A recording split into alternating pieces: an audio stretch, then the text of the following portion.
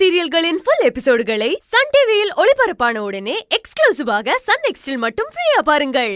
அம்மா, நீங்க என் பாஸை பத்தி சாதாரணமா நினைச்சிடாதீங்க.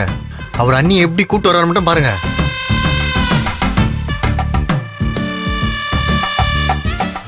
எங்க ஈஸ்வரி கூட்டு வரான்? தனியா தான் வந்துட்டு இருக்கா.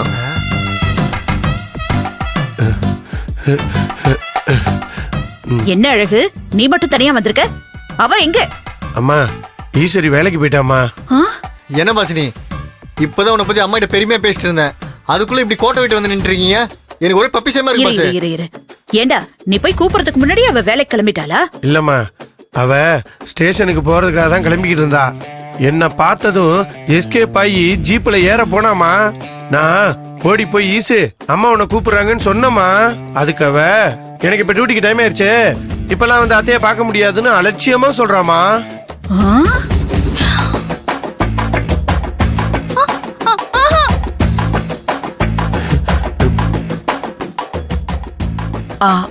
நம்ம கீழே போய் பாப்போம். வா.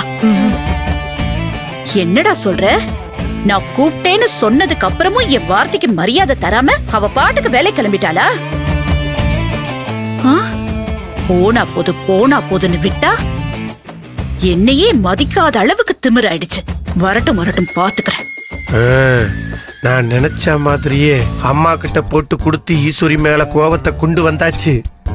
இப்படியே அம்மா கோவப்பட்டு அவங்க கோவத்தை அப்படியே தக்க வைக்கிற அளவுக்கு நம்ம ஏத்தி விடுவோம். அண்ணி, நீங்க ஏன் இவ்வளவு கோவப்படுறீங்க? ஈஸ்வரி அப்படிப்பட்ட பொண்ணு இல்ல அண்ணி. இல்ல மங்க, இது சரியா வராது.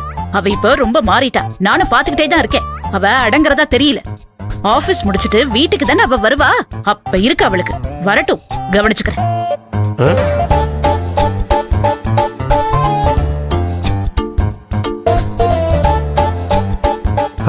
அண்ணே, நீங்க கோவப்படாதீங்க.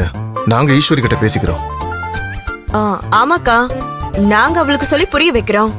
இதுக்காக நீங்க எதுக்கு அவ கூட சண்டை போடுறீங்க? ஐயோ சித்தப்பு, கொஞ்சம் சும்மா இருக்கியா நீ? இப்பதான் அம்மா ஈசு மேல கோவப்படவே ஆரம்பிச்சிருக்காங்க. அதுக்குள்ளேயே அதை நீ கெடுத்துருவ போல இருக்கே. நம்ம டீம்ல இருக்க எவனும் பேசாம இருந்தாலே நல்லா இருக்கும். அம்மா, எதுக்குமா நீ சாயங்காலம் வரைக்கும் வெயிட் பண்ணிக்கிருக்க?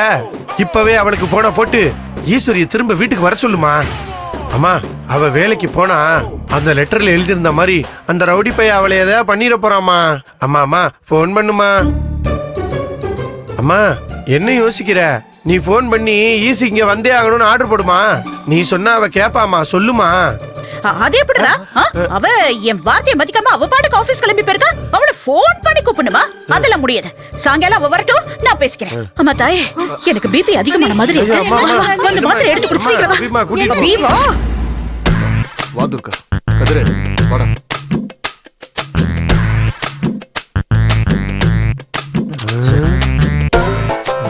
பாசே, அம்மாவோட கோவத்தை தூண்டி விட்டு நீங்க நினைச்ச மாதிரி அண்ணிய வேலைக்கு போகாம தடுக்கலாம் நினைச்சீங்களா? ஐடியா பிரமாதம் பாசே. டேய், என்ன வச்சு எதுவும் காமெடி பண்ணலையே? இல்ல பாசே, இதெல்லாம் உனக்கு புரியாது பாசே. நான் உண்மைதான் சொன்னேன். அப்படின்னா தேங்க்ஸ் ராத்தி குச்சி. இந்த விஷயம் மட்டும் ஒர்க் அவுட் ஆச்சுன்னு வையி, நான் நினைச்சது நடக்கும்டா. சரி பாசே, கண்டிப்பா நடக்கும். நான் வரேன்.